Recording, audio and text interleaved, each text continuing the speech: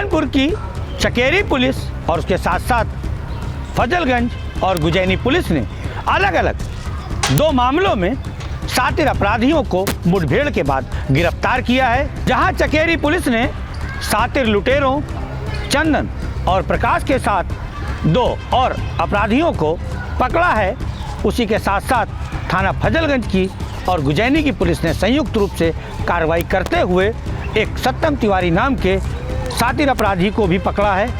Chakeri police की कैसे police मुठभेड़ हुई और उसके साथ साथ गुजैनी और फजलगंज पुलिस की कैसे मुठभेड़ हुई है, पूरी कहानी आपको हम दिखाते हैं, विस्तार से आपके सामने है। बीती 14 मार्च की रात्रि में थाना चकेरी पुलिस की शातिर लुटेरों से हुई मुठभेड़ में चकेरी पुलिस और लुटेरों के बीच कई राउंड फायर हुए। इस मुठभेड़ में पुलिस टीम ने 2 शातिर अपराधियों चंदन उर्फ चंदू और तेज प्रकाश के पैर में गोली मारकर उनके 2 अन्य साथियों के साथ गिरफ्तार कर लिया था। कि हमारे यहाँ 4 मार्च को एक हेमलता जोशी करके हैं, वो अपनी स्कूल चलाती हैं, स्कूल की वो प्रधानाधार हैं। उनके घर में हाउस रॉबरी हुई और हाउस रॉबरी करने वालों में ये एक्यूज थे। और जब हाउस रॉबरी हुई, पुलिस वहाँ पे गई, तो पुलिस ने जब वहाँ पे पूरा सर्च किया, तो जैसा कि आप सभी लोग अवगत हैं कि हमारे पुलिस कमिश्नर महोदय के द्वारा ऑपरेशन के नेतृत्व के तहत चौराहे तिराहे गलियों में सभी जगह कैमरे लगाए जा रहे हैं। तो हम लोगों ने जब पूरे कैमरों की सर्च की, तो जो हुलिया हम लोगों को मिला, उस हुलिया के आधार पे और उसमें जब हाउस रॉबरी कर रहे थे, एक एक्यूज था जिसका मोबाइल मौके पे ड्रॉप हो गया था चीना झपटी में, तो उसके आधार पे हम लोगों ने पूरे कैमरे को जब सर्च किया तो ये हम लोगों को डिटेल मिला। हमारी टीम लगी हुई थी और ये पूरी की पूरी हम लोग यहाँ से लेके दिल्ली तक इन पे मतलब सर्विलांस किए हुए थे। ये पुनः जब लौटे हैं अगला क्राइम करने के लिए, तो उसमें हमारी टीम से मुठभेड़ हुई है जिसमें गोली लगी और ये बदमाश पकड़े गए। सर, जानकारी आ रही थी जो हमलता जी उनकी बेटी की हत्या के लिए निकले थे। हाँ, ऐसा पूछताछ में उन्होंने बताया। बेसिकली मैंने कहा ना कि ये जो इसमें मुकेश है, ये जो जेल में बंद था, तो 2022 में एक चकेरी में डकैती हुई थी जिसमें मौके पे 5 लोग पकड़े गए थे और 2 फरार हो गए थे। तो जिन 2 बदमाशों को गोली लगी है वो उस मुकदमे में मौके से फरार हुए थे और उस मुकदमे में निम्न थे।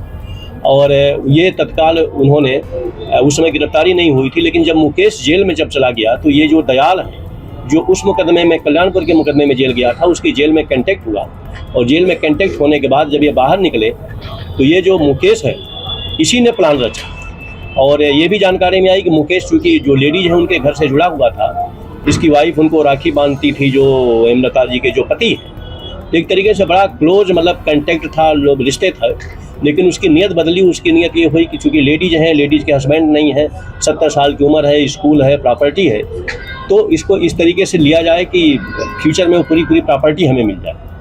तो ये एक इंटर स्टेट गैंग है, ये जो NCR base, UP base, Haryana base ये क्राइम कर रहे हैं। और ये मुकेश का पूरा प्लान था।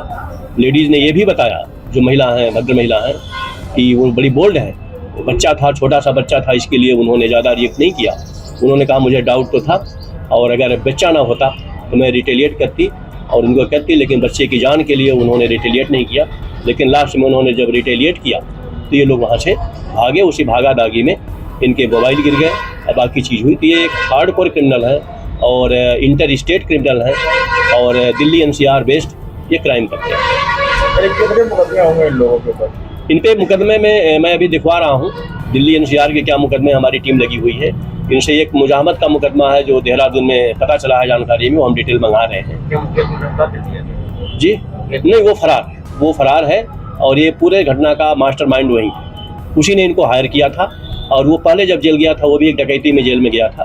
तो उसका प्लान बेसिकली था कि इसको करने के बाद उनको 5 से 7 करोड़ रुपए की उम्मीद थी कि साथ घर में रखा होगा, वो मिलेगा, जैसा वो बता रहे थे। सर, कोई मुकेश ने कुछ ऐसा इन लोगों को दिया था कि प्लान के आपको हिस्सा मिलेगा, इस तरीके से लालच दिया था? मैं बता रहा हूँ ना, इन लोगों को ये था, पहले ये जाने वाले थे वहाँ पे अल्मोड़ा, लेकिन उनको लगा कि पहले इस टारगेट को हम कर लें और जो पैसा घर में जैसा उसको पता था, जो भी गेस किया हो, स्कूल चूँकि चलता है, प्रबंधक है, घर में कोई है नहीं, हस्बैंड है नहीं, तो उनको लगा कि बहुत सॉफ्ट टारगेट है मेरे लिए। और फाइनली चूँकि ये 70 साल की है तो उसको लग रहा था चूँकि मैं परिवार से फाइनली बहुत क्लोज हूँ, इन फ्यूचर स्कूल और प्रॉपर्टी भी मुझे मिल जाएगी। 14 और 15 मार्च की रात्रि थाना फजलगंज की पुलिस टीम और गुजैनी पुलिस के संयुक्त नेतृत्व में सत्यम तिवारी नाम के अपराधी को पुलिस ने मुठभेड़ के दौरान गिरफ्तार किया है।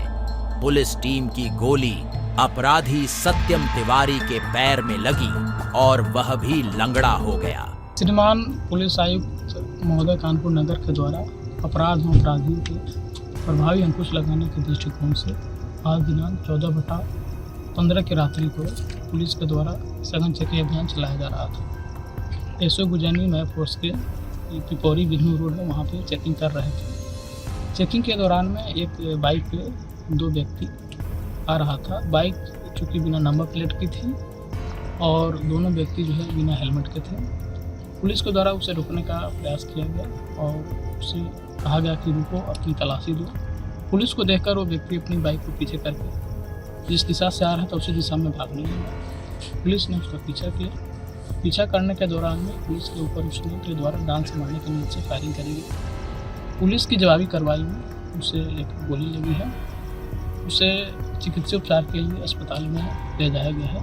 अस्पताल ले जाने के दौरान में पुलिस के द्वारा उससे जब पूछताछ की गई कि भागने का क्या कारण है, तुम क्यों भाग रहे थे, उसके द्वारा ये बातें बताई गई कि उसके द्वारा जनपद कानपुर में एवं आसपास के कई जनपदों में कई लूट की घटना, चेन स्नैचिंग पर स्नैचिंग आदि घटना घटित किया गया है। उसके द्वारा उसका नाम पूछने पर उसने अपना नाम सत्यम तिवारी बताया और उसने ये भी स्वीकार किया कि हाल ही में थाना गुजैनी और बर्रा में जो चेन स्नैचिंग की घटनाएँ हुई उसके द्वारा कार्य की गई और उसके पास अवैध असलहे भी थे, जिसके कारण पुलिस को देखकर वो हक्का बक्का रह गया और परेशान हो गया और उस डर से वो भागने लगा और इस तरीके की घटना जो है कारित हुई है।